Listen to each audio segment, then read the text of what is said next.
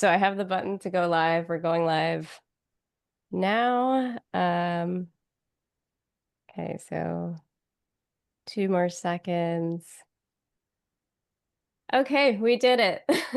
We're live. So a couple minutes behind schedule today, but we had a little bit of a technical glitch. But really great to be here. Looks like we already have a few people here on the event. So thank you all so much for joining. I'm Erin Kahn. I'm really excited to host Command Post Notes and the rest of the team here on this webinar today about construction technology solutions. So Peter and Philip and TJ have a lot to share with us today, and I'll turn it over to them to give us a brief intro to themselves, and then we'll get into the discussion. So I'm going to go around my screen, starting with Peter. So take it away. Let us know a little bit about you, how you got into what you're working on, and yeah. All right. Hi, my name is Peter Lisinski. I'm the founder of Command Post and originally Note Vault, and before that, a company called Pacific Data Vision, which is now trading on the NASDAQ. I was a contractor, gone techie, so to speak, and real life issues with trying to manage and keep track of everything led me to sell my construction company and get into technology for contractors. Awesome. Thanks, Peter. And I, I I love the CYA hat. Can tell you're from industry. So yeah, thanks for that intro. Let's move on next to Philip. So really great to have you on, Philip. Tell us a little bit about yourself. Yeah, my name is Philip Wiggum. I'm the operations manager for the field construction division for Xylem. I've been with the company for 25 years now. We travel around and do installations of water and wastewater equipment all over the country. All right, 25 years, amazing. And then last but not least, TJ. TJ Hemphill, I'm the Vice President of Construction for Ackerman Plumbing here in Florida. We do pretty much the whole state of Florida. I've been in the industry just about 10 years now. Started on the mechanical side and then found my way into a plumbing company and partnered up with Pete with CP for our daily reporting tool. All right, fantastic. So I think we in the construction industry are aware that, when we build, there's a lot of parts and pieces and things that go on every day. And I just kind of want to set the stage for what is it that we need to do when issues come up. So there's a lot of moving parts. Something always like, tends to go wrong. What do we do in the construction industry when that happens? And feel free anybody to kind of chime in here. I'll set the pace for this, or at least the beginning. The things do happen all the time. Things happen that aren't supposed to happen. Things don't happen that are supposed to happen. Mhm. The biggest issue is not that you can't prevent things from happening, but what you can do is document it, and that documenting it helps you resolve issues quickly and typically fairly, without using a lot of going to litigation or using senior management to be involved. So it's really critical. And part of the problem, if we just to lay this out, is that it's very exciting to build and be in the field and do things. It's not exciting to do a report. The reports are for somebody else because the person on site knows everything already. I say the most popular radio station in America, WIFM, what's in it for me? There's not a lot in it for that guy, Yeah. or girl, gal, who's on site. So, we focus on making it easier than the alternatives. The simplicity is the key to having someone decide to use an app versus try to remember to do it later. And so and this all came from me at my construction company, getting tired of chasing guys down for daily reports. They fill out, all of them on Friday before they get their paycheck because they have to turn them in. And when there's an issue, they're woefully inadequate to resolve things. And that led me to create a solution for contractors to use that the guys actually want to use. That's the Mhm. difference. Kind of ride the horse in the direction it's going. And that's the best you can hope for. You can certainly plan to avoid and have a perfect job and have everything happen the way it's supposed to. But as in life, things don't always work out that way. Yeah, yeah. Things don't always work out. Uh, totally seen it on every project, right? So there's always something that tends to go a little sideways despite our best efforts. Philip and TJ, also curious to hear, your thoughts on just how projects go in construction, issues come up. What's your experience with that? Yeah, so I mean, typically when an issue comes up, right, you're in a data collection mode, right? You're trying to get in touch with all the right people, trying to get all the right documentation, all the right photos, all the right backup or justification for what happened and why it happened. Hmm. And in the old days where you would have to go through multiple Word documents or go through multiple printouts of reports and details. Now we're able to pull that up instantly. That's we're in an instant society now, right? So it's nice to be able to pull that information up in command post and see what happened, when it happened, who it happened to, and be able to back up any claims that come away and put it to bed quick. So it's a huge time saver. Yeah, I think as a former project manager, now operations Hmm. guy, you lay out a plan when you're in the pre-construction phase for jobs, and by the time you get to the job site, the plans change, the jobs change, and there's 10,000 variables you might not have thought of. And to Phil's point, just having the documentation of what it is that caused the change and then what you did, good, right, or wrong, as a result of the change is paramount, especially when a year later it comes up like, hey, we made this change. Everyone on the job agreed to do the change, but the engineer comes out and says, oh, no, you can't do that. And it ends up on a punch list. Hmm.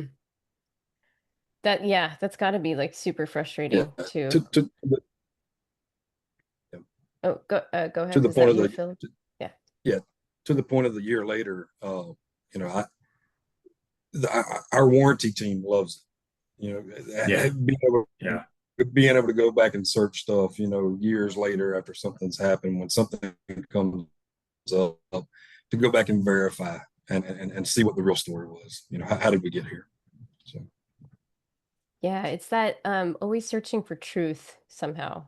yeah, So what's actually the truth of the matter? And then it becomes so much harder when that time gap just grows bigger and bigger and bigger. So yeah, yep, big Yeah, problem in the industry.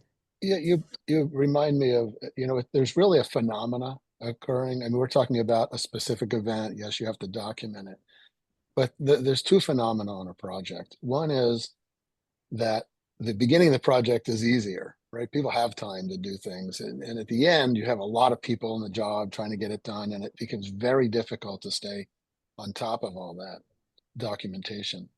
And if you don't have good documentation, you're going to wind up in a weekly meeting with the owner and you're going to have a discussion that could be uncomfortable. And then Mhm. people say, okay, we'll just agree we'll agree to disagree and we'll pay it, or you'll pay half and I'll pay half, whatever. Yeah. And then it's going to happen again because you don't only have one problem on the job. It's a daily. No. The next time it kind of happens again. And then what happens if you don't have good documentation is you lose trust. Okay. Mm, People, they like you, they want to make it work. And all of a sudden they like you, but they don't really care because basically now it's a problem and they don't trust you. And you lose trust without having, just like good fences make good neighbors. It's the same thing with documentation. If you do a good job, you can lay these reports out, resolve issues, and you keep the customer, keep that relationship, because it's not you saying something and they're remembering it differently. You can actually look at the facts, the documentation, and they say, "Oh yeah, I forgot about that. You're right. I did ask for this, or I asked for that," and right. then you can maintain trust throughout the project. Otherwise, trust can erode, and you don't just doesn't affect that job, it affects the next job that client is going to do. Do they want you on the list again? That Right. type of thing. And like as we're getting, we're jumping into trust, like it makes me think of how the industry is so relationship based. So in essence, like the way that we move the industry forward and continue to survive is like by building those bonds of trust, right? It's really the foundation of what we're doing. So anything that can help improve that really just helps in the long run for the whole industry. I also want to make just a brief announcement. So I see some thumbs up in the chat on LinkedIn. So thank you guys so much for that. I see a couple more people joining. So thank you for hopping into the discussion here. So this isn't just a one-way discussion. We also want to hear from you guys in the audience who are tuning in. So do feel free to put in any questions or comments or anything you think about that might come up as we're going through the discussion here into that comment or chat box. We would love to get your questions. And this is definitely a fantastic panel of experts to get some feedback from if you have any specific questions. So feel free to utilize that comment box. So let's see. You mentioned, Peter, like the phenomenon. And there's also, we get into legal battles, arbitration. What are some examples or maybe a story that you might have that could illustrate, why documentation is so important? Well, let me start with, oh, go I, ahead, Oh, TJ. I was gonna TJ's say ready. I TJ's have a ready. good one. Yeah. So probably 6 months ago, we had a $60,000 back charge come across my desk. It got elevated all the way to me as the vice president. Mhm. And fortunately, we had a daily report system in place similar to Command Post. We pulled the report up, and the foreman on the job had the insight to know that they were going to try to back charge us for this specific item and went and documented everything and where it came from and what the actual cause was. It ended up being a leak in the roof through a duct penetration, and they were blaming it on a plumbing riser. So we were able to get that back charge completely wiped off during the closeout Wow. of the project, and it got pushed off to the HVAC contractor. So instead of taking a $60,000 hit on our retainage, we were able to recover the full retainage on the job. Wow. Yeah, that's a really powerful story. Yeah. Thanks for sharing that, TJ. And unfortunate that it happens so often in our industry, but it's kind of just the reality that, we're faced with today. Peter, did you have something as well that you were Yeah, thinking of? I do. I just want to add something to what TJ was saying that, Mhm. the problem is when things can't get resolved at the job level, and there's a lot that happens that people don't know about because they pay Peter, steal from Peter to pay Paul type of thing Mhm. on the job site. But if it's a larger amount, it's going to escalate. If it doesn't get resolved at TJ's level, if they didn't have that documentation, what happens is goes to litigation, right? And then TJ's, in addition to his day job, has got to do all this discovery and work with all these people and attend depositions and maybe other senior people at the company, and all sucks time out of the senior management. So having the great documentation protects everyone from the guy on the job to the senior management. Yeah, Yeah, I mean, and go to ahead. that point, Peter, I mean, even when it can't be resolved at that level, when it does escalate, again, having that documentation to be able to walk into a mediation or arbitration or whatever when you're having to defend your work, your people, your product, whatever is huge. I mean, we had a project. It was where we had installed some equipment at a resort. The resort was sold prior to the commissioning of the equipment. The new owner, brought a claim up saying that the equipment wasn't performing to the specifications. Um, we had spent quite a bit of time before it got to the legal aspect, right? Probably a little over a year going back and forth to site, making adjustments, trying to figure out what was going on. We pointed out what the actual issues were, and it wasn't related to the equipment, but we ended up in an arbitration because of it, right? So Mhm. the amount of documentation that we had over that year and a half period of multiple trips by multiple people, multiple experts going to site, multiple technicians going to site, multiple trades going to site, all that was recorded in what was notebook, right? So when we walked into this arbitration, we had a rolling cart with, 4-inch binders full of documentation, full of note, full of data and test Yeah. reports.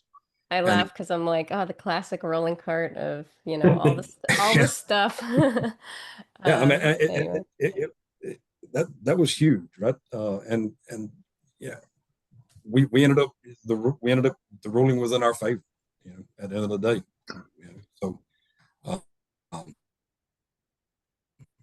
and Yeah. because of that transparency and what that showed as far as the data and how um, organized and thorough we were, uh, we have since continued to do work with this customer. Even though that didn't go well, on that specific project, they still reach out to us, right? So we still do business. Mhm. Amazing. Yeah.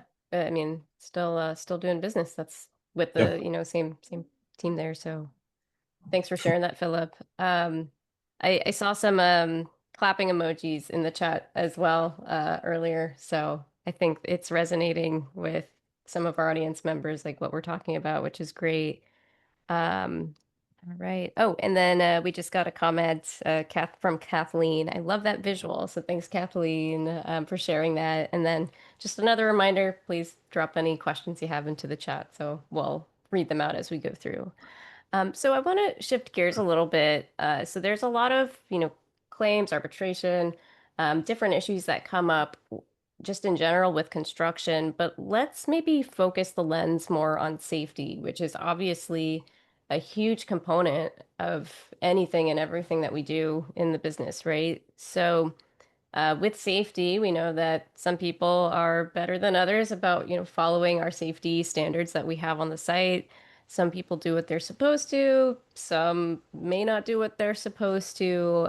How does, that the whole documentation piece and, the safety culture, how is it going to affect our standards and how we approach safety on the job site? Because that's a really big one. So go ahead. Go ahead. Well, No, go well, ahead. well, I'll say mine. so for us, our crews do what we call a pre-job briefing every day. That's how they start the day, and that document is signed off by all the individuals. It identifies all the risk and the mediation efforts that we're taking, or mitigation efforts that we're taking. And so yeah, that's how we start our day every day. That's documented in command post. As we're doing the work, if there is if there is an incident, it gives you the information to go back to reference during an investigation to try to figure out what happened, what went wrong, and how can we improve, right? So, and we don't have to sit down and interview 20 different people, or is this person still on site? Does he remember what happened? It was all documented as it's happening, right? So it gives us some insight, and really helps expedite the investigation and the remediation of anything that comes up. Yeah, Okay. I'd just like to add a little bit on what Phil Yeah. said. We worked with industry experts, safety insurance companies in the past, and the gap, I say it's equal like the Big Bang, right? We know everything but what happened actually when the Big Bang occurred. Huh. And incidents Good that occur analogy. Yeah. is kind of the same thing. Everyone knows everything except exactly what happened. And the reason is people are trying to get the guy to the medical center. They're busy calling people, and they're not documenting things because there's not an easy way to do it. And what you want to do is document who was there, who were the witnesses that was there, what are the circumstances in a factual way, and like Phil was saying, you have that basis for here's actually what happened, and then everything is driven off of that. And without an easy way for people to document this. And in some systems, you can go 6 levels deep before you can enter information about something. And that's just, it doesn't happen in most cases. So it's a very important thing to be able to document events as they occur, the legal term being contemporaneous to the event in real time as things happen. That creates irrefutable record of events that people can rely on. One Right. other aspect that we found is that, and again, we've spent a lot of time investigating safety, and there's something called Bird's Triangle. And the Tell Bird's us more. Triangle. I've never heard that one No, before. okay. Yeah. Well, it's not Bird's Triangle. construction specific, it's just safety specific. It Okay. applies to all industries. The idea is that at the bottom of the triangle, you have safety observations. The number of Mm-hmm. how many people are reporting observations. Okay, this rebar cap is missing on the rebar there. Mm-hmm. Those kinds of things. And then it's statistically the near misses, is related based on how many observations. And then at the very top is a death or serious accident. And the premise is that the more safety observations you document, the less likely you're going to have a death or serious accident on the job statistically. Well, how do you increase the number of safety observations? And we propose including people beyond the safety guy. So right now, if you go to a construction site, someone may be reluctant to document a safety issue because they don't want the Mm-hmm. foreman to get mad at them, or maybe they don't know who it is. Right, But right. what we developed was something called crowdsource safety, where you encourage people, and in some cases, clients would require that every worker on the job document 2 a week. That we want to see 2 safety observations you make a week, not with people in them, but with event issues there. Mm-hmm. And the amount that helps you increase the amount of safety observations, ultimately leading to, it's kind of counterintuitive. You would think all these safety observations, oh my God, the job's a disaster. Actually, we're reporting them all as all, and that makes the job safer. And that's a very important function. And Yeah. remember that if you have a safety person on a job, and if they have more than one job, they're not on your job half the time. They have 2 jobs to be to. And even on one Right. project, especially larger projects, they can't be everywhere. But the people Exactly. are probably everywhere. If somebody's going to get hurt, there's people there, obviously. So why not encourage and reward your all the workers to report these observations and then feed them into the safety team, because they can be expanding their eyes and ears. Um, Right, right. I think that something you said there at the end, Peter, is very important, is to encourage and reward the behavior and build a culture where maybe they're anonymous tips. Maybe guys don't want to fib on their foreman, but they see an issue and you want the data. Like as a executive in a company, I want to see that data and track to see if it's a recurring thing on a job site, so we can send a safety manager out and get it addressed and retrain the team to avoid that serious incident, or worst case scenario, that they fatality, the thing that no one ever wants to deal with on their job. And I think I forget the numbers, but I'm familiar with what you were talking about. I think it's like every 5,000 near misses is equal to a it's about fatality. 500, something like that. Yeah. 500. Yeah, yeah, yeah.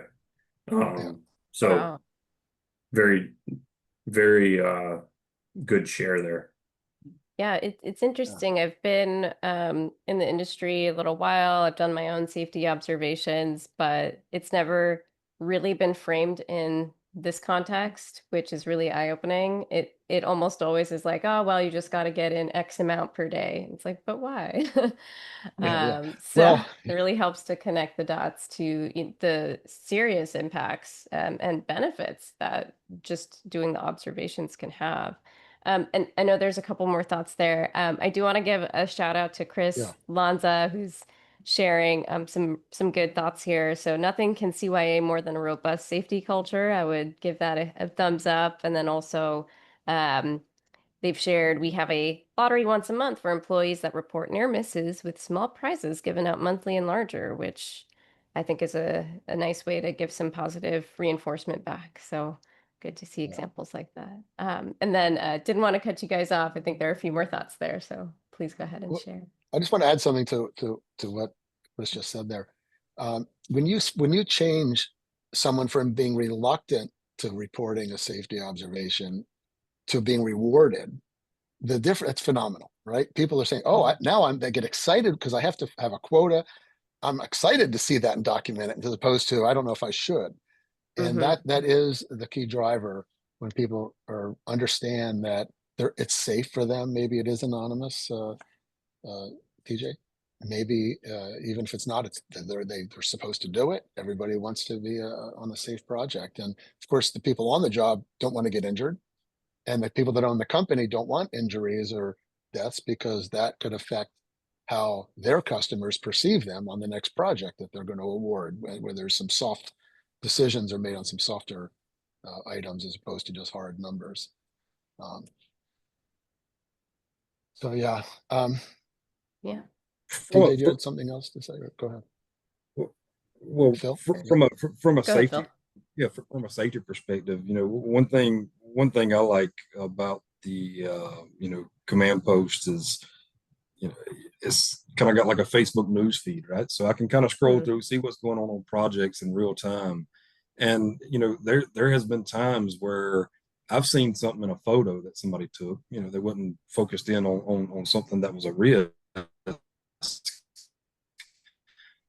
But just from my experience in the field, was able to call and identify something that wasn't necessarily identified right then, right? That wasn't, maybe they're focused on something else when they're taking this picture, but something in the background caught my eye, and being mhm. able to point something like that out. So having that visibility and that access to things as they're coming in.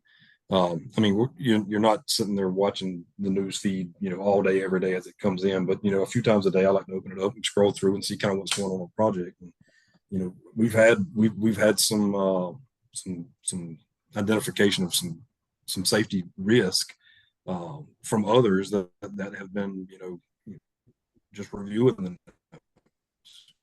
as they're coming in.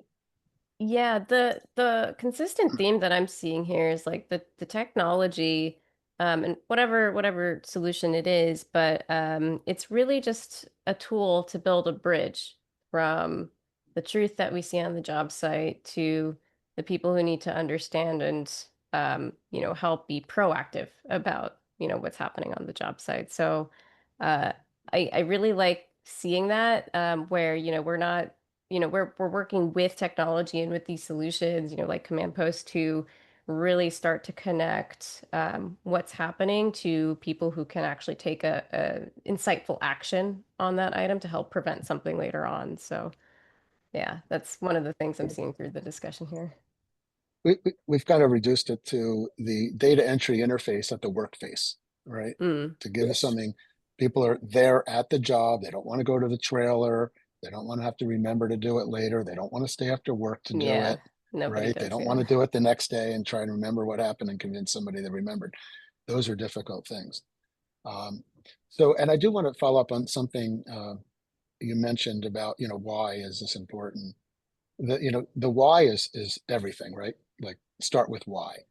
And what I've found is the what's been missing in across the board at every company, people are not really trained on what to document and how to document events. And so we put together best Yeah. practices that starts with a list of everything that me and other construction experts from a litigation perspective have developed. And a customer can take that and say, well, we don't care about this or that, and they can come up with a list, and they can actually give the person, here's actually what we do want you to do in detail. And then you can compare if they've been doing that. And that is a very important thing to let them know what to do. And we also have a best practices self-guided quiz that teaches them the why. This is Hmm. important. It doesn't seem important to document that there were no deliveries today, but that could become important later. You don't know what's important in the future. You only know that just document everything that's happening today and Right. and Right. and put that in there. So we give examples of litigation that occurred over something that you wouldn't ever expect it to happen to occur that way. And and we also explain in their terminology that they may not be familiar with. What's an arbitration? What's a lot of what's a lien? People don't know a lot about Know what this. that They, is. they know how to Yeah. do their work, but Right. to give them some, I call it, 101 basic, your Right. ground level. Here's some information to give you some understanding of why you're doing this, how to do it. For example, don't put in opinions. Opinions change and facts don't. Opinions undermine it makes you look biased when you're Hmm. making documenting things. So you want to be come up for factual basis. And I always say, if you can always give your opinion on this in the courtroom if you want, Yeah. but Yeah. don't ever put it in a report. Yeah, Um, it that took me back to what TJ you were sharing earlier with your story about the $60,000 claim or whatever it was. But you had mentioned like, yeah, this foreman, had the insight to just document this situation going on. And I wonder, did they do that because was just easy to do, or because, they were thinking like, hey, this, seems like there might be something later on, or how does Um, like training, the field team come into play with getting them to get the data into the system? I know we did a hard launch of Command Post and did a training on use Hmm. the best Yeah. practices that TJ and Peter came up with as a foundation on what to do. But the 60,000 was before that.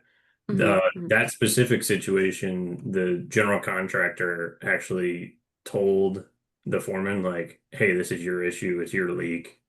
And he just kind of, instead of saying, that's not my problem, that's the office's problem, he took it upon himself to document where the leak came from. And it wasn't necessarily him just documenting everything that was going on the job. It was, in that case, it was This he issue. Yeah. yeah, yeah, it was the general contractor was blaming us, and he's like, well, this might be helpful for the office to know about. Um, which is not always the case. Sometimes you don't know it's going to be your problem until months down the road, and then you hope you have the information. Yeah. But Yeah. making it easier point point of use is a much better process. I mean, me personally, we're doing a 45-story building here downtown St. Pete, and I walked every single floor a couple Saturdays to document where we were with the project. And if I would have had to write notes for every single room and then enter that later, it would have been, 2 weeks down the road before the report ever came out. I had it Yeah. the next morning. And Technically, I had it as I was doing it, but it emailed it to me summarized the right. next morning. And you're already spending, a couple Saturdays. You Yeah, you don't want to do any more extra time on that stuff than you need to, for yeah. sure. So we're a little over halfway through the discussion. I want to maybe shift gears a little bit again, and get more into the technology side of things. So I would be a little remiss if I didn't mention artificial intelligence. It's kind of everywhere. It's been, kind of the hot topic for a little bit now. So how do you guys see AI influencing our ability in the industry to have transparency and like gather clear, trusted data? So maybe I'm curious to get each of your thoughts as well from your different experiences. So I can yeah, go start ahead, if that's all Peter. right, just to give Yeah. you an idea. So our first goal, and just to go back, you asked me kind of where this all came from as far as examples, and it was 24 years ago now that I had a project here in San Diego where the owner didn't pay us, and we had to go to arbitration, and he created all this noise, I'm going to call it, and a lot of people in the arbitration had like 40 experts and all these people there, everyone getting paid but me, and the frustration of that event led me to create this tool. And Mhm. the first version was Skylog on the Nextel push to talk phone. Um, and since then, it's evolved into Note Vault and now Command Post. But the underlying aspect here is my point here. The Yeah, AI influencing. Yeah, oh yes, thank you, thank Yeah, yeah, yeah. you. Yeah. So okay, so It's all a of big that topic, time, yeah. yeah, all of that time, we've been focused on getting the content, right? Hmm.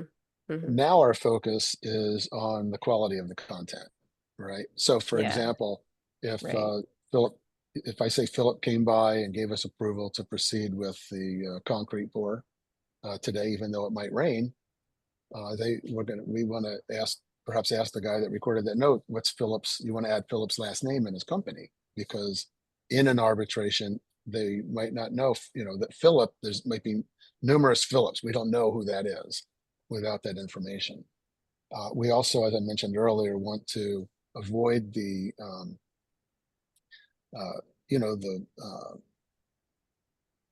geez, I just lost my point. Opinions, he said, she said, Yeah. maybe. Yeah. Well, yeah, there's something else there. I'm sorry. I'm All good. All losing good. here. Yeah, I'll pick on what resonated with me from what you're saying, Peter, is like, before it was like, hey, can we just get the data captured? But now with AI, it's, hey, we have this data captured. We can do so many more insightful things with it, which really opens the doors to probably new capabilities. So we'll see exactly what those are. But that's kind of what I got from Yeah, there's a couple things perspective we've here. already done and Yeah. some things we're working on. One is to look at what people are talking about on the job, and Mm-hmm. we Mm-hmm. created columns by the week, and the rows are words and phrases that people are using. Yeah. And the color and intensity of the color is based on the number of times that people have spoken that word or phrase Huh. during that week. And what you end up with is, it looks like a Gantt chart. You can see that the people are talking a lot about this and then they're not. And we're overlaying that onto an actual schedule to see in kind of a passive way, are these, why are they talking about drywall when drywall should have been done 2 months ago? Huh. Yeah. That Oh, type that's a of good thing. point. Yeah. Yeah. And that in combined with, again, we talked about the best practices, and we are using AI to make recommendations to the people creating the content. So Hmm. we call it a daily report card, where we could give them tips. As I mentioned, maybe adding someone's last name or some other information that can guide them to where they learn to add the last name next time they make a note, right? Yeah. Because if they have to keep getting prompted to do that, they will learn, and that learning over time will improve the quality of the content. That's the number one thing that we want to focus on in terms of the AI. Yeah. That the ability of, I guess, machine learning is pretty powerful once you unlock it. Looks like we lost TJ's video here for a second. We'll hope that he comes back shortly. But let's move on to Philip. Oh, okay. TJ, we can see your background, but not you. So it's being Yeah, a I'm little glitchy. not sure what happened there. It's okay. We'll just roll with it. So let's go on to Philip next. Like Philip, so what do you think about AI from your perspective and how it's going to influence what daily reports look like, what our ability to manage documentation on the site looks like? Here's a reference there, right? The McKin system that kind of helps prompt and guide the user to record relevant, thorough information as they're taking the notes is huge, right? It's a huge training tool too. I mean, Hmm. you Yeah. think of it Tell us like, more about the when you training. start, when you first started the, Yeah. yeah. So if you say you're a new user to Command Post and you're out taking notes and you're getting these prompts, it's kind of like having the training wheels on for the first to what Hmm. used to recording the full thorough content. I like that aspect. More from a training perspective. We have used legacy reports and notes and that we've collated in Command Post to share with other team members to help bring them up to speed. That's another thing I really like about Command Post is there's times where we may have a construction crew go out and perform phase one. It could be a different construction crew because of scheduling or whatever to complete Hmm. phase two. That handoff, having that information all in that same location that they can review, and that handoff all the way from there to the commissioning team that's going to move in after that. We even have instances where our sales team uses this on the front end. So what we end up, construction crew using it, commissioning team, and then we have a story that we can tell about a project from start to finish. Yeah. So kind of cradle to grave. Yeah, great points. So good training, better training out of, using AI, and you kind of get that storytelling aspect too. Much Yep. easier, I would say, than before. And then TJ, looks like you're back. Glad we got you back. Of course, there's always some sort of glitch with technology, but yeah, what are your thoughts on AI and what the future of the industry looks like with documentation and reporting and things like that? And I know uh, AI is coming hard and fast for our industry. Typically, we're 20 years behind everybody else, but I think with this next wave, we don't have the option, and Yeah, all the companies that have tech tools are implementing some sort of AI into the functions. right. You know, having having AI to help train guys, like Philip was saying, and just little prompts like, "Hey, maybe you should add this and that," is great.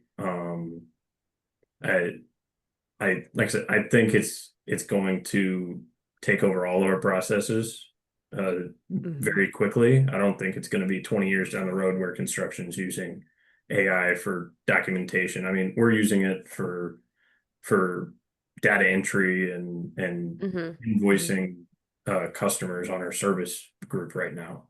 Probably a Uh, lot of the busy work that, yeah, a lot of the busy work yeah, that's like we yeah, were 3 months behind on something, and now we have this tool that can do 300 of them overnight when we're all, home with our families. It's right. That's a um, great application of it, but yeah, yeah, yeah, yeah, I do want to point out that, like everything, there's, double-edged sword is good and the bad. yeah, yeah. One of the problems I see with the application of AI in the future in this industry is the fact that people can create videos or photos to have whatever they want. They can change things, take people out of things, and change the circumstances potentially. And that's why putting content in Command Post, an app like Command Post Notes, we're the custodian of that, right? We have the voice right, file, the original voice file that was recorded on the job site by the person at the time of the event that they can listen to later. So they can't say, well, that was all written by AI, right? Which it could have been, but we have that voice to prove it wasn't. We also, when it comes to photos, right? They take a photo, we're a custodian of that. We can say that, yes, that photo was taken in our app. We've had possession of that for the last 9 years and 10 months, and it's real. Same with the yeah, video. yeah. And this is going to be coming up where people don't know what to believe anymore. And Yeah, I so mean, Yeah. it's so already having starting. Yeah. it is, and it's going to get worse, especially when money's involved. People change. Things get, for various reasons, whether they're going to lose their job or the company's going to go out of business and all this stuff. Hmm. It gets very, the gloves come off, so to speak. And And it's very yeah. important to go ahead.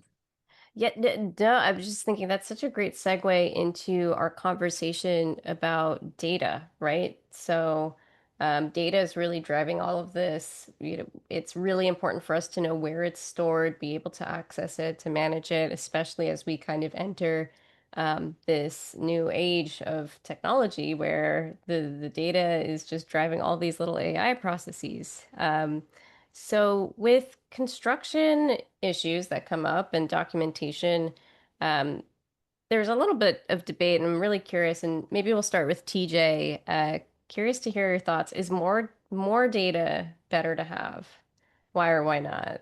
So, I would use Peter's double-edged sword analogy there. So yeah, um, more data uh, is awesome because then it gives you a better picture of the truth, right?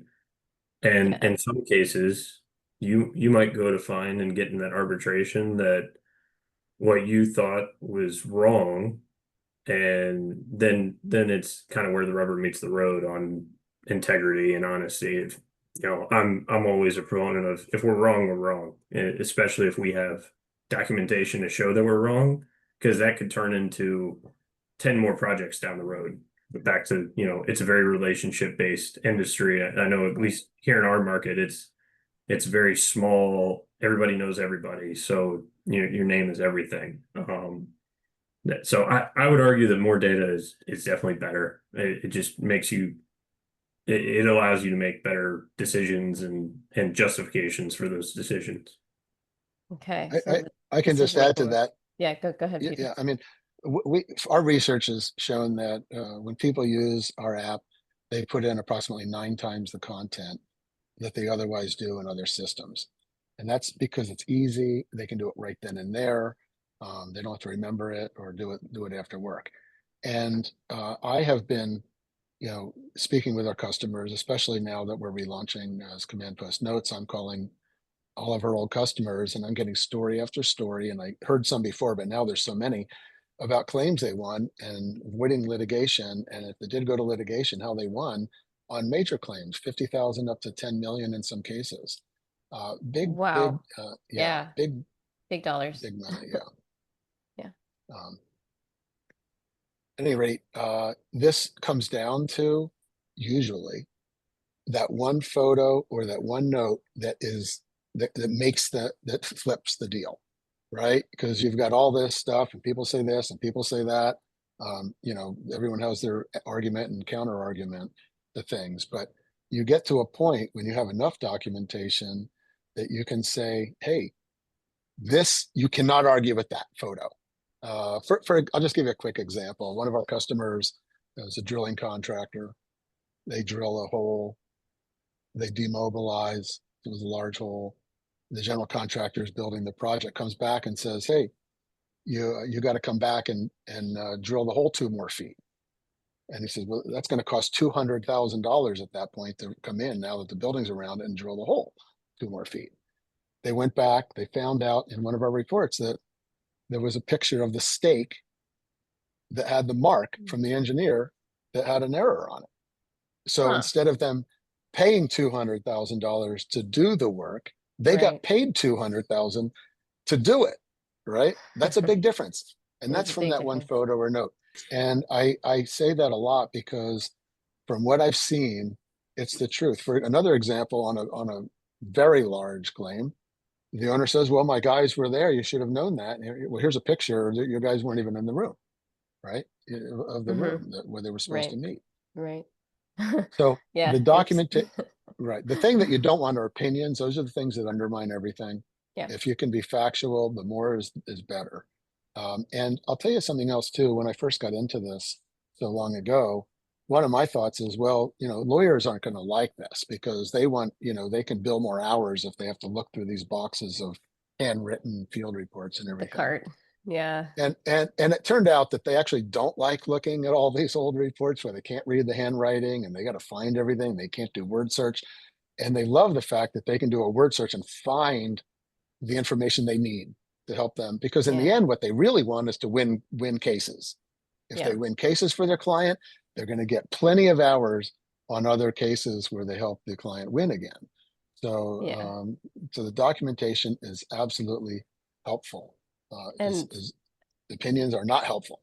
as you said, word search, I think the three of us just like nodded our heads, like, yeah, these little features go such a long way with just easing so many other things later down the road. So that definitely resonates.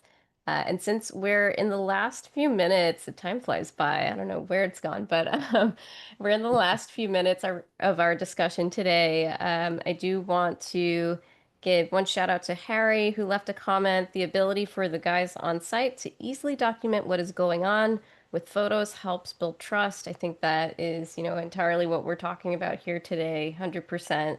And then for anybody else, we are in the last few minutes of our conversation. So if you have a question or a comment or anything that you want to share about this topic or with our panelists today, now's a really good time. And then let's see. So to kind of close out the discussion, I guess I wanna ask, like, is the daily report, is it an antiquated tool at this point? Should we really just be relying on like data capture systems instead of, like a paper report or something? It's I kind of have, more of a philosophical debate about, what's well, the purpose of the daily report, I but think there's a place for both. One is when you talk about the, draw a scan of the project and all that, that's very good for establishing Mhm. kind of where you're at on the job. What the benefit of a daily report is it's specific to events, right? You're not documenting, okay, here's a big picture of the job and there it is. Mhm. It's, I couldn't get access to this area of work because someone else was there. So we had to come off the job and come back tomorrow and I got, back charge. And these events, documentation of these events are not going to be captured in any system that's passive because it's too general, right? You do Mm. 360s imaging all around. It's not going to tell you the history and actually what happened before or after and all these things. The So it's story. Yeah, the the story. story. It's Yeah. very important to keep track of these nuances and be specific to it, right? Because some things are noteworthy and some things, the passive data collection is important. So I don't think there, and also if you look at people looking in construction for software, they're looking for daily reports 68% of the time, Right. right? If you look at litigation, they look at all this stuff, all the letters after the fact. What they rely on are the daily reports because that's the best document that shows actually what happened and how it happened and what order it happened and what people did to mitigate. Mitigation is an important function, right? If I, Yeah. you have to, have attempted to mitigate the circumstance. Yeah. Yeah. We aim to be a preventative industry instead of a reactionary one. Yeah. 100%. Yeah, that daily report's the first line of defense, right? So I mean, from an employee, questioning a time card, or these guys aren't punching a clock; they're out in the field on construction sites, right? So who was there that day? Who worked that day? How many hours did they work that day? Recording that kind of stuff. From that to getting a phone call from a customer saying, "Hey, we're holding payment because you guys didn't clean the job site up when you left." Well, we've got these pictures in this daily report that say we did clean the job Mm-hmm. To side prove up it, that actually show, Yeah. right? everything being clean. Yeah, that prove it. So, I mean, no matter how big or how small, great, Gavin, capturing that data and being able to go back to it, in a form of a daily report. I don't see that being replaced in the near All Yeah, right. to Peter and Philip's point, like there's a human element to doing the daily report that you're just not going to get with a job progress scanner and or the guy walking around the job site with the hard hat and the fancy Google thing to tell you exactly what percent complete your plumbing is installed. Like that's Yeah. great for billing perspective to give to the bank, but that doesn't actually tell you the story on like how the pipe got put in and the duration and why it was delayed and like you're never going to replace that, at least in my opinion, not in my lifetime. There's always going to have to be people on the job that know how the systems What's work happened? and the story. Yeah, so what I've got from that is daily reports not going anywhere. It's an important storytelling tool for all that we do in construction and kind of keeps the people connected back to what's actually happened and building trust. And it seems like technology is just, one of the vehicles to help improve the experience with getting those dang dailies in and making them high quality and accurate and all of that good stuff. So we're in the last couple minutes. I just want to go around again one last time. So let us know something, if you have anything to share that you're working on that you'd want to share with everybody, and where can people reach out to you if they have any follow-up questions. So let's go back around. So maybe start with TJ, then Philip, then Peter.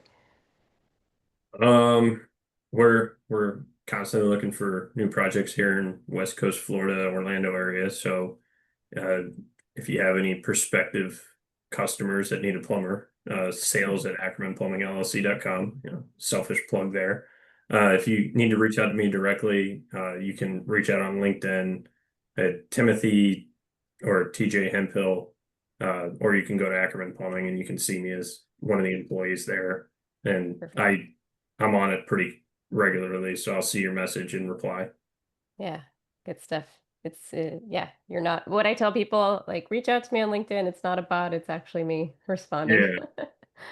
All right, Philip. Yeah, let's go next to Philip.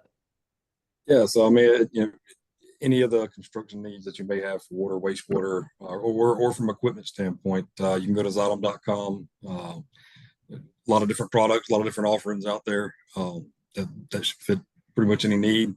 Um, to get a hold of me in the future, I'm on LinkedIn. It's just Philip Wickham.